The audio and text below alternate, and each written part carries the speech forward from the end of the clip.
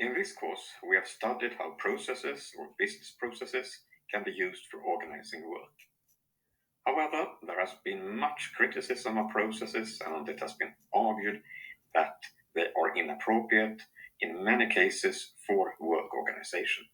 And an alternative can be to use instead practices or work practices. So in this presentation, we will look into these two different ways, processes and practices of organizing work.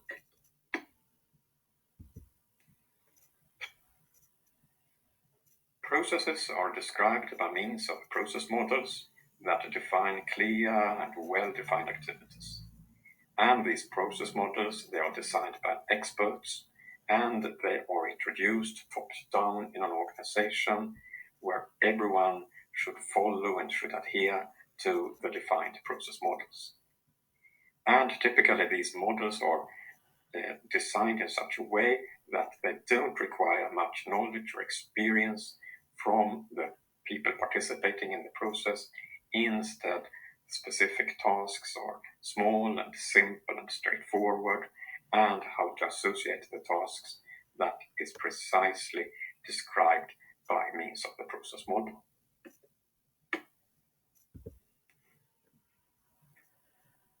In contrast to processes, practices are informal and tacit. There are no explicit rules that tell you how to work.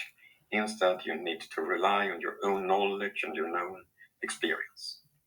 And the practices, they emerge over a long time among the practitioners in a bottom-up way. And as you have to rely on your own experience, your own knowledge, working according to practices may require a lot of knowledge and experience.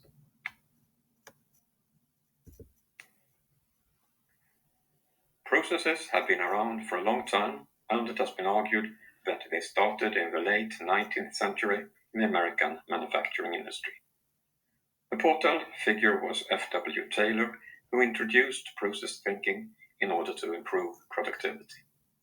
And there were three main ideas in this Taylorism. The first was that work should be divided into very small tasks that were easy to carry out, so that even people without much knowledge and experience could do so.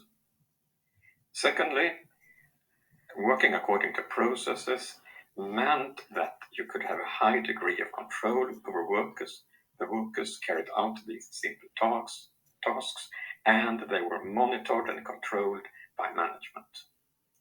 And finally, by means of processes, you could also introduce monetary incentives for workers so they worked more efficiently.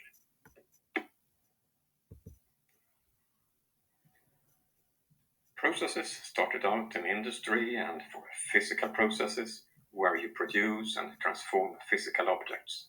For example, manufacturing cars, or drilling for oil, or transporting food.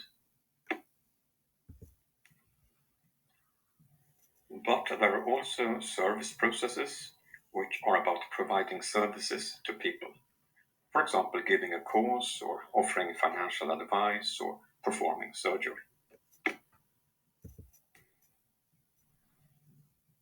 Here are some properties of services that distinguish them from physical production of goods.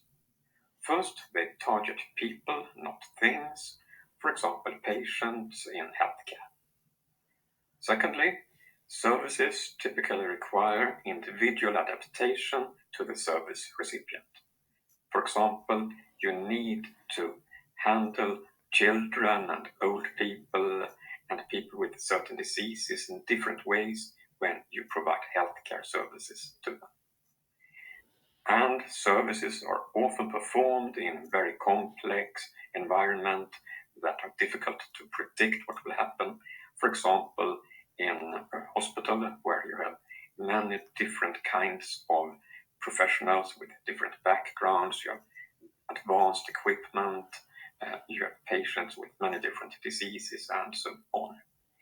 And finally, the results of a service, it can vary a lot, and it doesn't only, or it doesn't even primarily depend on the service itself.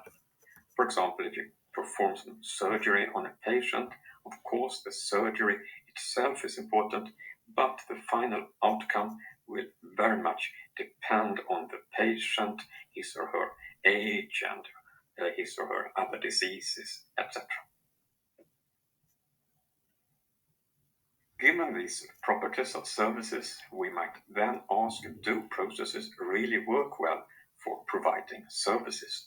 Or do we run into different problems when we try to apply process thinking on service provision?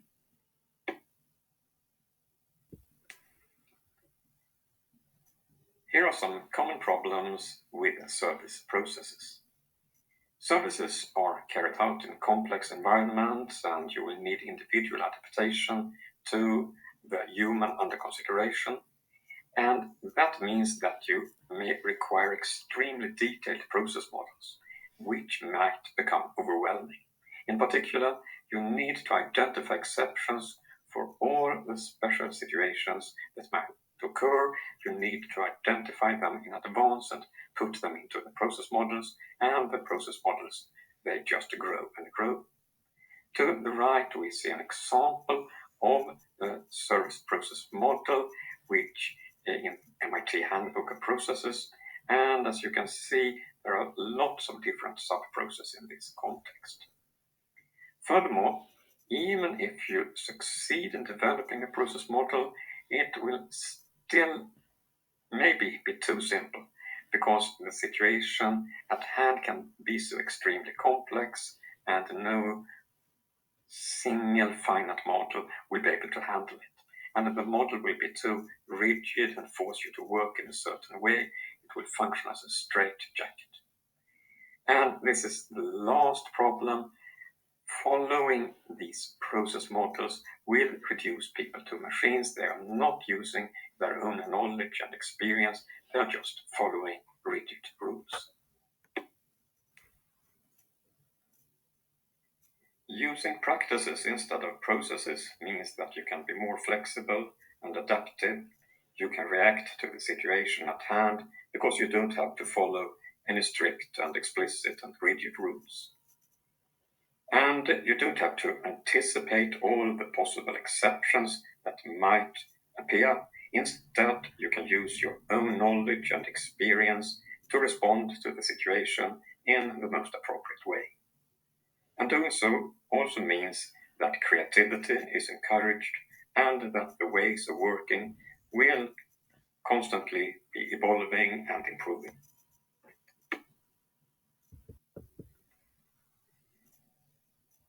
In his book Mindless, Simon Head coins the term misindustrialization, and this means to overuse processes for providing services.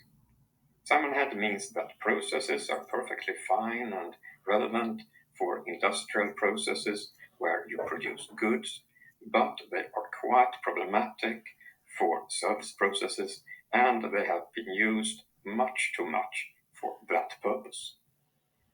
Still, there is a lot of misindustrialization going on, and Simon Head also discusses some reasons for this. In order to answer this question, Simon Head introduces the idea of a corporate panopticon. Originally, a panopticon was a design for prisons.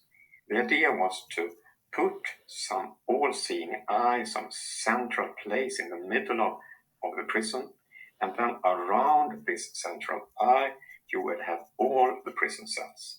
And this meant that from this central place you could monitor and check out everything that happened in the prison cells.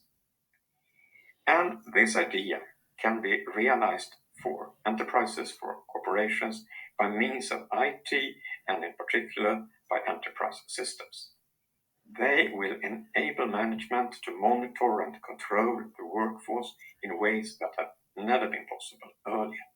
And this is what Simon Head calls corporate panopticon. It's centralized. You can, from your enterprise system, see everything that happens all around, see exactly what the different people are doing. You have it on demand. You can ask for anything at any moment. It's real time. Everything is updated all the time. You don't have to wait for reports with regular intervals. Instead, you can get what you want in real time at any time. And you can also get alerts when something problematic happens. You can get a warning, an alert about that. And all of this is certainly very attractive for management. But in order to realize it, you need people to work according to processes. If you allow them to work according to practices, all of these things will become much more difficult. And that, according to Samenhead, is the reason for all of this misindustrialization that we see today.